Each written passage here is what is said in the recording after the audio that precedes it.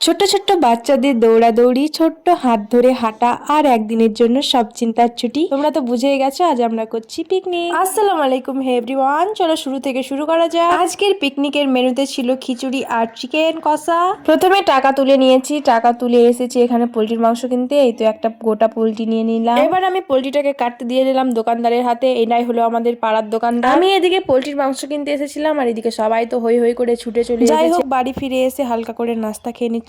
এবার ফিরে আসা যাক রান্না বান্নায়। প্রথমে চাল ডাল গুলোকে ভালোভাবে ভিজতে দেওয়া হয়েছিল। এবার মাটির চুলে বড় একটা পাত্র বসিয়ে দিয়ে তার মধ্যে সাদা তেল দিয়ে দিয়েছিল। তেলের মধ্যে তেজপাতা, গরম মশলা, পেঁয়াজ দিয়ে ভালোভাবে ভেজে নিচ্ছিল। ভালোভাবে ভেজে নিয়ে এরকম লাল কালার আসার পরে আদা রসুন পেস্ট দিয়ে দিচ্ছি। আদা রসুনটাকে দিয়ে দেওয়ার পরে ভালোভাবে নাড়াচাড়া করে ভেজে হলুদ গুঁড়ো দিয়ে একটু জল দিয়ে ভালোভাবে কষিয়ে নেওয়ার পর চাল ডালটাকে দিয়ে কষিয়ে নিতে হবে। কষানো হয়ে গেলে চালের ডবল পরিমাণের জল দিয়ে নাড়াচাড়া করে ঢেকে দিতে হবে। বাকি ভিডিওটা দেখার জন্য পার্ট 2 আসছে। টাটা।